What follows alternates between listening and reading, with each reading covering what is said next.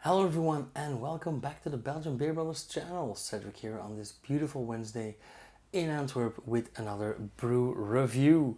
So we are going to review another beer. Now this beer may not be very well known, it is also quite limited. I do believe it's out of stock everywhere because it was a limited time offer. But this is the beer, the Kemping from Beer for Nature. Now the Kemping might be a weird name. It is exactly what you think. It is named after a camping ground. Basically, for the past 2 years, and I'll put a link up here somewhere because I love that band.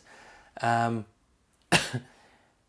he's actually a social worker, and for the past 2 years, he kind of did a project on TV where he sort of was a counselor helping people to get a job. And the way he did this was try to find out why people didn't have a job for a long time and started their own project, namely opening a camping ground for the 2 summer months. And they only have a few weeks of preparation time. Now the guys do have to do everything, like not only animation and the bar and hospitality, but also literally build the camping grounds. So to earn a bit of money for this project, they had a local group of youngsters brew a beer with the brewers of Beer for Nature.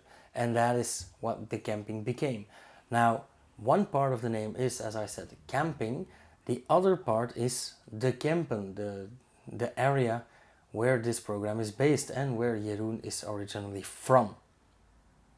Now, if we look at the bottle, like I love the label, he's also a tattoo artist and well, the guy can draw and he has a lot of creative friends. The Kemping is a beer brewed by youngsters from the Kempen, a collaboration between the Kemping and Beer for Nature. The Kemping offers an alternative trajectory to vulnerable youngsters and by doing so wants to offer them a start to a sustainable job. They do so by having about 10 kids building a camping each summer. They get a temporary contract and become the face of the camping and the organization. This way, they are the fundamental change that they are looking for. Now, I don't know much about this beer. I just know that it's a 6.2% ABV blonde beer. So, enough chit chat. We gaan hier drinken, as they say in the camper. So let's have a taste.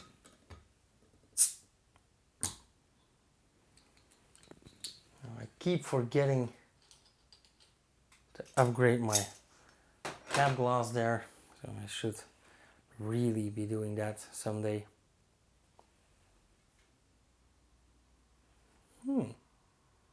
Interesting.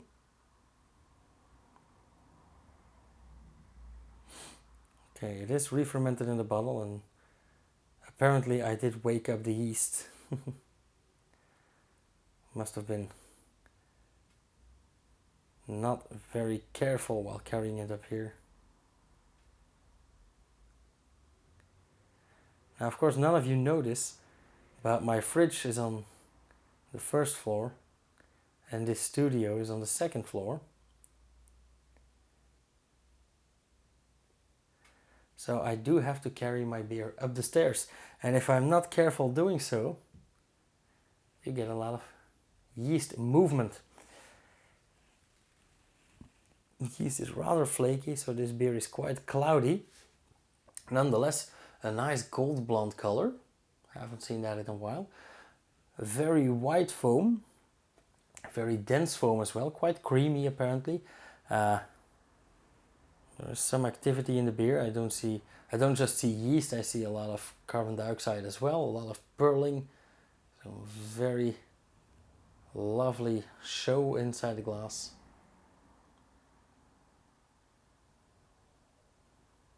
It actually smells very classic, very beery, quite hoppy even, slightly bitter. smells quite dry. But on the other hand, I don't know why, but for some reason I expected this beer to be sweet and now it smells dry. So yeah, as usual, proof of the pudding is in the eating. So let's try. Cheers.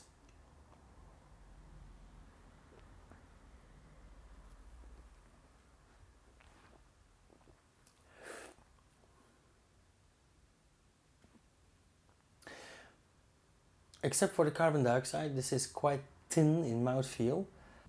A bit drier than expected.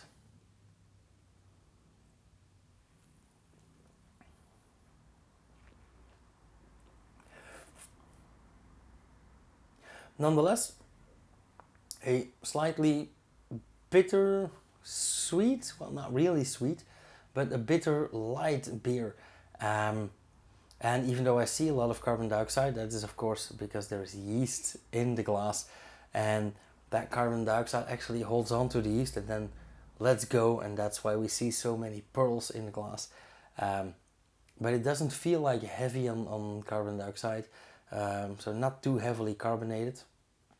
And yeah, it is slightly bitter, it is slightly dry, but it is mainly very classic. It's a 6.2 blonde, but yeah, it could go for a lager actually. Well, it isn't, it's an ale, but yeah.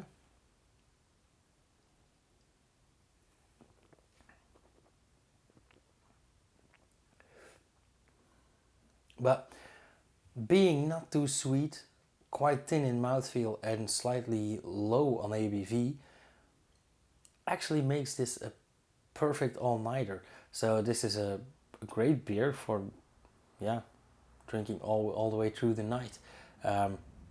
Great replacement for Pilsners, even though I do like my bitter Pilsners a bit more maybe. But nonetheless, absolutely not a bad beer. And I do believe that this is the second beer that I have from Beer for Nature. So I'm starting to think that, yeah, these guys actually can brew. Not that that's surprising, because, yeah, this is only the second beer. I'm just starting to form my opinion on this brewery. But up until now, I like it. They have nice labels, they have nice beers, and they work for a good cause, so.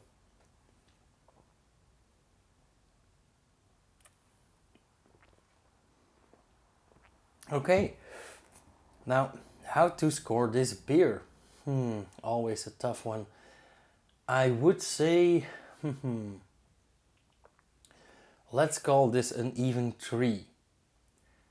Why? Well, it is well brewed, it is nice, and if I ever visit the Kemping, I will drink it.